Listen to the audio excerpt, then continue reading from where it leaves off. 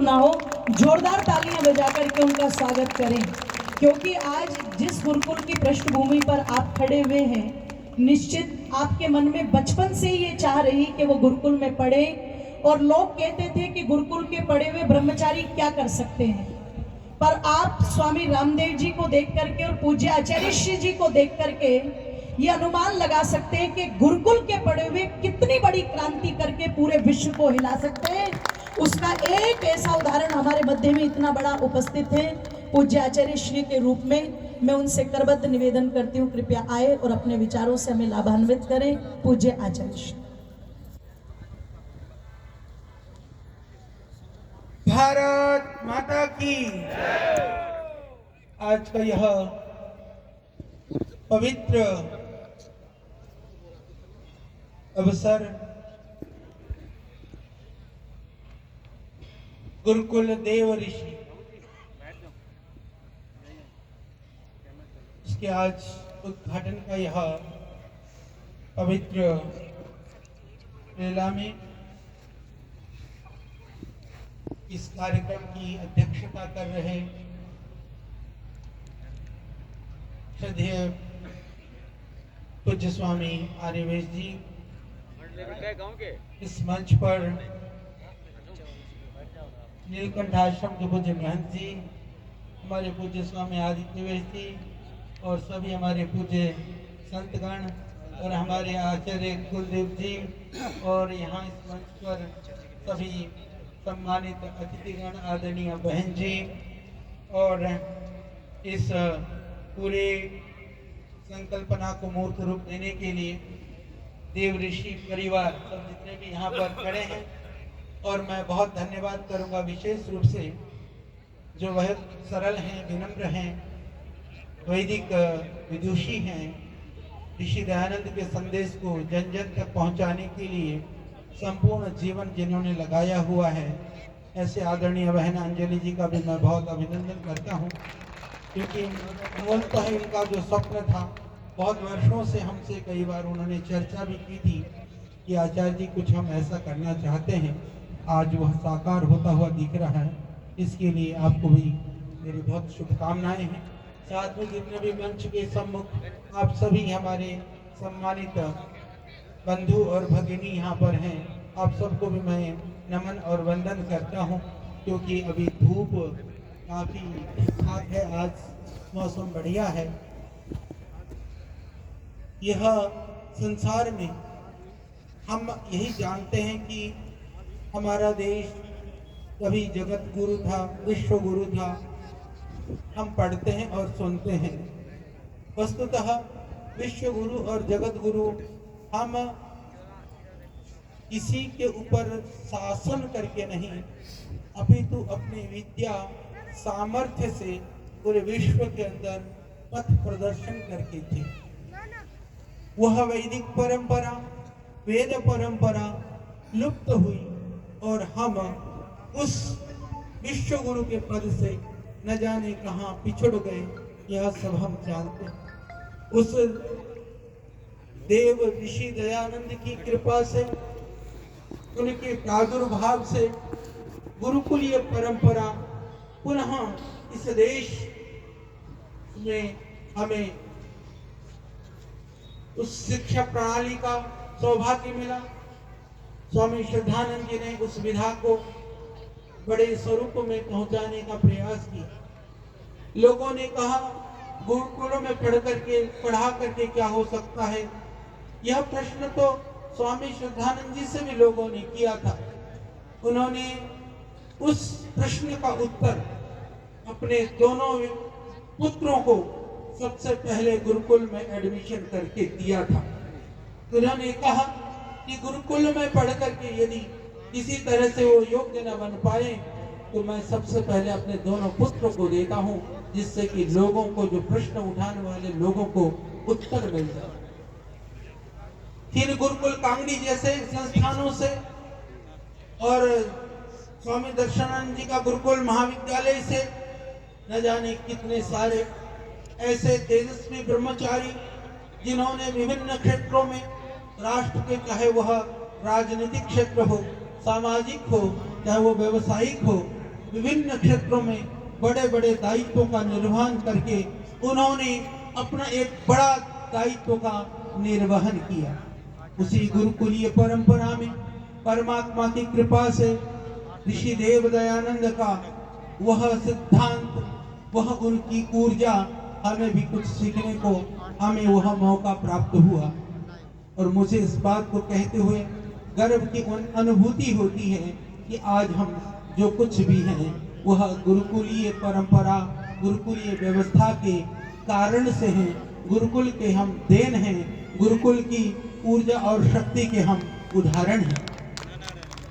आज जितने भी जो भी हम कर पा रहे हैं, परम श्रद्धेय पूज्य स्वामी जी हों, हम हों, हमने कभी सोचा न था कि हम कितना क्या कर पाएंगे, परंतु जो आत्मबल, मनोबल, जैसे आदरणीय सत्यपाल जी अभी कह रहे थे कि गुरुकुल में पढ़ने से कभी भी गुरुकुल का छात्र आत्महत्या नहीं करेगा, वो आत्महंता नहीं बनेगा, क्योंकि हम जानते हैं ये आत्मदा बलदा यस्य विश्व उपासते।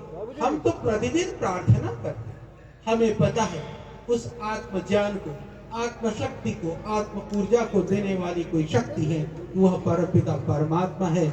जब हम परमपिता परमात्मा को शक्ति का दाता मानते हैं तो फिर हम उसके पुत्र और पुत्रियां कभी कमजोर नहीं हो सकते हैं, कभी दीनहीन नहीं हो सकते। हमने कभी कहा नहीं था, यूएनएसडीजी आपने सुना होगा, यूएन एक दुनिया की बड़ी संस्था है।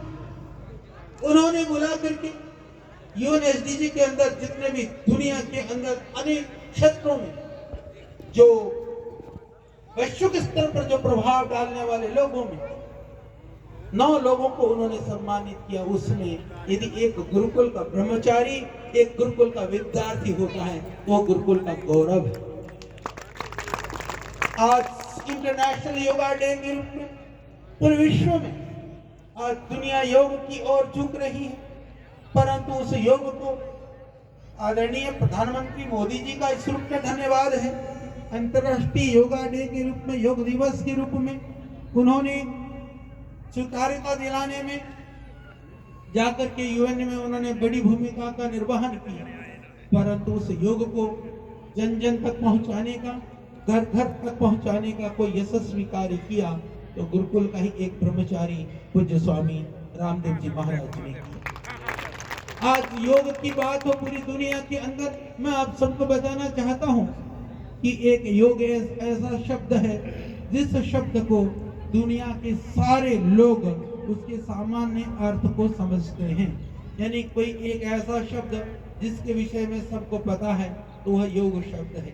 चाहे योग की संपूर्ण विधा को न जानते हो, परंतु योग मतलब कुछ ब्रीदिंग और कुछ फिजिकल एक्सरसाइज और कुछ मेडिटेशन का नाम, ध्यान, आसन और प्राणायाम, इसका नाम योग है। यह पूरी दुनिया जान चुकी है, ये एक बहुत बड़ी बात है। तो वो कहाँ से प्रारंभ हुआ? वह भी गुरुकुल के कारण से तो हुआ, ऋषि दयानंद की कृपा से ही तो हुआ, उनकी परंपरा के कारण से ही तो हुआ। यह हमको समझना होगा। इतना ही नहीं, आज दुनिया के अंदर में आयुर्वेद को लेकर के मैं निवेदन करना चाहता हूँ आप सबको कि आपका जो है WHO ने 1999 में एक कार्य शुरू किया था कि पूरे वर्ल्ड के अंदर कितने ऐसी पद्धतियां हैं जो बॉटनी बेस्ड मेडिसिन सिस्टम पर आधारित हैं, जड़ी बूटी आश्रित चिकित्सा पद्धतियां कितनी हैं और कितने तरह के जड़ी बूटियां चिकित्सा के लिए प्रयुक्त होती हैं, उनका चेकलिस्ट बना करके उसका डॉक्यूमेंटेशन का एक बड़ा काम शुरू किया था। परंतु 2010 पहुंचते पहुंचते WHO को ये कह करके उस काम को बंद करना पड़ा कि यह कार्य संभव अभी नहीं है, इसको कभी देखेंगे। उन्होंने मात्र छोटे छोटे 2 वॉल्यूम में उसकी रिपोर्ट तैयार करी और मुझे इस बात को कहते हुए आप सबको बताते हुए प्रसन्नता है, इस गुरुतर दायित्व को लगभग 2005 में हमने शुरू किया था। तब तो हमको यह भी नहीं पता था कि WHO भी कहीं इस काम को कर रहा है, पर आज पूरी दुनिया के अंदर लगभग 3,60,000 तरह के विविध तरह की जो वनस्पति जगत है, उस जगत में से 50,000 से ज्यादा वनस्पतियां और पेड़ पौधों का वर्ल्ड हर्बल इंसाइक्लोपीडिया के रूप में डॉक्यूमेंटेशन का कार्य पतंजलि के द्वारा पूरा किया गया, ये अपने आप में यह बहुत बड़ा कार्य था। लगभग 1.25 लाख से ज्यादा पृष्ठों का 109 वॉल्यूम में हमने उस डॉक्यूमेंटेशन को पूरा किया। यदि हम बात करें दुनिया के 2000 से ज्यादा ट्राइब्स और दुनिया के लगभग 964 चिकित्सा पद्धतियां उसके अंदर हमने समावेश किया। दुनिया के लगभग 2000 से ज्यादा भाषाओं में और दुनिया के लगभग 4.5 लाख से ज्यादा रेफरेंसेस प्रामाणिक उद्धरणों के साथ में, संदर्भ के साथ में, लगभग 20 लाख से ज्यादा नामों के साथ में उसको करने का काम पतंजलि के द्वारा किया गया। तो बहुत सारे कार्य हैं। मैं अभी यहाँ पर उन पतंजलि के सेवा कार्यों को गिनाने के लिए नहीं, सिर्फ इसको बताने के लिए कि एक गुरुकुल से पढ़ करके यदि हम इतना कार्य कर सकते हैं, इस तरह के शिक्षा संस्थान, इस तरह के गुरुकुल यदि देश में अनेक खुल जाएं, तो इस देश का कायाकल्प होने से कोई रोक नहीं सकता। उस ऋषि संस्कृति को आने से कोई रोक नहीं सकता। वैदिक संस्कृति की पुनर्स्थापना को आगे बढ़ने से कोई मार्ग को अवरुद्ध कर नहीं सकता। इस पवित्र स्थान पर यह क्रांति धरा है, ये मेरठ की भूमि, इस धरा पर यहाँ पर देव ऋषि के रूप में स्थापित यह गुरुकुल उस आदर्श को, उस अतीत के वैभव को पुनः स्थापित करने का महत् कार्य करेगा। क्योंकि अंजलि बहन जैसी यशस्वी जो वैदिक धर्म के प्रति, ऋषि दयानंद के प्रति अनन्य निष्ठा रखने वाले के कंधों पर यह दायित्व है। यह सुंदर बहुत ही भव्य बनेगा और आप सबका भी पावन कर्तव्य है कि आप लोगों ने गुरुकुलों में आपको पढ़ने का सौभाग्य ना मिला हो तो जिनके बच्चे छोटे हैं, उनके बच्चे जो थोड़े बड़े हो गए हैं, अपने पोते पोतियों को यहाँ पर पढ़ा करके उस कम से कम अपनी इच्छा को आप अपने बच्चों को माध्यम से पूरा कर सकते हैं। और यह गुरुकुल एक आदर्श के रूप में इस क्षेत्र में नहीं पूरे देश में जाना जाए। पतंजलि ने शिक्षा के क्षेत्र में भी बहुत सारे प्रयोग किए हैं। आज हम बहुत सारे गुरुकुलों के साथ में, आचार्य कुलम के साथ में हम विश्वविद्यालय और आयुर्वेद महाविद्यालय का संचालन भी करते हैं। इसमें मैं एक निवेदन करना चाहूँगा, हम लोगों ने जब आचार्य कुलम शुरू किया तो था कि मॉडर्न एजुकेशन चाहिए। मॉडर्न एजुकेशन के लिए उस समय पर एक ही बोर्ड है जिसको सीबीएसई कहते हैं। सीबीएसई के से जोड़ना हमारी मजबूरी थी, पर हमने कहा सीबीएसई तो परीक्षा के लिए है, परंतु शिक्षा हम गुरुकुलीय क्यों नहीं दे सकते। इसके लिए हमने अपने पतंजलि योगपीठ के अंदर, आचार्य कुलम के अंदर पूरा वैदिक यानी सीबीएसई को हम छोटे बच्चों को पढ़ाते थे लगभग 40%, और जिसकी परीक्षा भी नहीं देते थे वो हम पढ़ाते थे 60%। 40-60 से शुरू होकर के बाद में जब 9th-10th में पहुंचे तो वैदिक को हमको कम करना पड़ा, 30-40 रखा, 60 लगभग हमने रखा सीबीएसई को। और आपको यह बताते हुए हमें प्रसन्नता है, आज हमारे बच्चे 12वीं के बाद में जो आगे अनेक क्षेत्रों में आईआईटी से लेकर के अलग अलग प्रतियोगी परीक्षाओं को पास करते हुए देश के अनेक अच्छे उच्च संस्थानों में आज वो अध्ययन कर रहे हैं। और इसी मॉडल को, क्योंकि हमें लगता था जब हम पढ़ाने के लिए इतना वैदिक को पढ़ा रहे हैं, उनको डेली हम यज्ञ कराते हैं, शिखा सूत्र उनको रखवाते हैं, और इसके अतिरिक्त डेली प्रतिदिन हम उनको योगाभ्यास का उनको प्रैक्टिस भी कराते हैं, अभ्यास कराते हैं। तो ये सब कुछ होते हुए श्रद्धेय स्वामी जी के मन में एक भावना बनी रहती थी। लॉर्ड मैकॉले की हम शिक्षा की बात करते हैं, लॉर्ड मैकॉले ने इस तरह की व्यवस्था कर दी कि उनको तो यहाँ नौकरों की जरूरत थी, उनको मानवीय संवेदनाओं से, संस्कारों से परिपूर्ण व्यक्तित्व की आवश्यकता नहीं थी। इसलिए उन्होंने शिक्षा की जो व्यवस्था है वो इस तरह से कर दी कि हम नौकरी चाकरी करने वाले तो हो गए, पर हमारी जो संवेदनाएं, सांस्कृतिक जो हमारी विरासत को संभालने वाले, शिक्षा से जो संस्कार के द्वारा हम समाज को आगे ले जाने वाले नहीं बन पाए।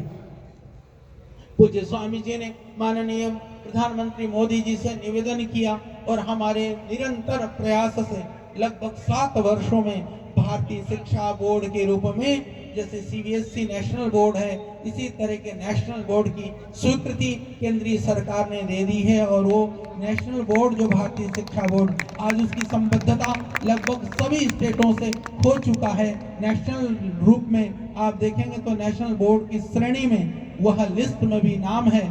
और जो आचार्य कुलम हमने उदाहरण आपको दिया था, जो हम पढ़ाते तो वैदिक थे, परीक्षा में सम्मिलित नहीं कर पाते थे, अब मैं आपको ये कहते हुए हमें प्रसन्नता है कि हमारा आचार्य कुलम भी भारतीय शिक्षा बोर्ड का ही पार्ट है। भारतीय शिक्षा बोर्ड में हमने 2 धाराएं शुरू कराई, एक मॉडर्न एजुकेशन के साथ में, एक संपूर्ण वैदिक एजुकेशन के साथ में। तो पूरा अष्टाध्यायी महाभाष्य वगैरह पढ़ने के लिए भी हमारे आज गुरुकुल चल रहे हैं, वो भी भारतीय शिक्षा बोर्ड के ही पार्ट हैं। और इसी तरह से मॉडर्न एजुकेशन के साथ में चलने के लिए आचार्य कुलम भी जो है वह भी उसी का ही पार्ट है। और मुझे इस बात को कहते हुए प्रसन्नता है कि आने वाले बहुत थोड़े समय में हजारों विद्यालय और महाविद्यालय की संबद्धता भारतीय शिक्षा बोर्ड से होने जा रहा है। तो यहाँ पर मैं आया हूँ तो भारतीय शिक्षा की अभी तो आपको शुरू करना है, इसको भारतीय शिक्षा बोर्ड के रूप में वहीं से शुरू करिए। वो कहीं पर भी बच्चे कहीं आने में कम ना होने वाले हैं, वो संख्या बढ़ेगी, ज्यादा बच्चे आएंगे। और मैं आपको और ये जानकारी में देना चाहता हूँ कि सीबीएसई में और भारतीय शिक्षा बोर्ड में फर्क क्या है। हम विषय के रूप में भी हम टॉमी डमी नहीं पढ़ाते, हम राम श्याम पढ़ाते हैं। वहां पर भी शिक्षा, यदि आप विषय के साथ में भी हम संस्कृति और सनातन की बात करते हैं, पूरा पाठ्यक्रम एनसीईआरटी के हिसाब से। और न्यू एजुकेशन पॉलिसी के लिए भी मैं आपकी जानकारी के लिए बताना चाहता हूँ, सीबीएसई वाले हमारे एनसीईआरटी के जो कोर्स जो तैयार हो रहा है, वो हमारी पुस्तकें तैयार हो रही है, उनमें से वो कॉपी कर करके वो एनसीईआरटी बना रही है। एनसीईआरटी के बाद में सीबीएसई को जाएगा। तो सीबीएसई में जो लागू होने वाले पाठ्यक्रम है उनको तो समय लगने वाला है, पर भारतीय शिक्षा बोर्ड में वो इसी साल से हम शुरू कर रहे हैं और हमारी वो परीक्षाएं शुरू हो चुकी हैं। तो निश्चित रूप से आप जानिए, क्योंकि आगे आने वाला जो समय है वह और भी कहीं ना कहीं चुनौतियों से परिपूर्ण है। हमारी जो सांस्कृतिक विरासत के लिए कहीं ना कहीं बहुत अभी समस्याएं खड़ी होने वाली है, क्योंकि पहले ये जो डिजिटल मीडिया, सोशल मीडिया, ये फोन, ये अलग अलग तरह के डिजिटल प्लेटफॉर्म वो नहीं थे। उनके द्वारा आज बच्चों को कहीं ना कहीं सुधरने के लिए नहीं, बिगड़ने के लिए साधन तैयार हो रहे हैं। तो उनसे बचा करके हम अपने जो संस्कृति मूलक हमारी सनातन वैदिक मूल्यों पर आधारित शिक्षा को देना बहुत जरूरी है, जिससे कि आपके बच्चे शिक्षित हो, संस्कारित हो, आने वाले समय पर वो अच्छे मानव, महामानव बने और दुनिया में किसी भी भूमिका में रहे, वो अग्रणी भूमिका हो उनकी। तो इन्हीं भावनाओं के साथ में यह गुरुकुल की स्थापना की गई है। तो हमारी तो बहुत शुभकामनाएं हैं, और जो भी हमसे बनेगा हम सहयोग भी करेंगे, सलाह भी देंगे, और इसको चलाने में एक अंगीभूत होकर के हम आगे बढ़ेंगे। तो यहाँ पर आप सबकी उपस्थिति के लिए हमारी बहुत शुभकामनाएं भी हैं, और आप सबको बहुत वंदन है, क्योंकि इस धूप में भी आप सब बैठ करके सब आनंद ले रहे हैं। तो पुनः सभी व्यवस्थापक मंडल, इसको भवन को बनाने से लेकर के, आर्किटेक्ट से लेकर के, जिनके दान से, जिनके सहयोग से, जिन की मदद से यह सब कुछ संपन्न हुआ, आप सबको भी बहुत शुभकामनाएं हैं, और आप सबको भी बहुत वंदन है कि उस ऋषि दयानंद के स्वप्न को साकार करने के लिए और बच्चों का भविष्य सुंदर हो, उसके लिए जो ये आपका प्रयास है वह स्तुत्य है। उसके लिए आप भूरी आप धन्यवाद आप सबको, और बहुत आप सबको शुभकामनाएं और बधाई।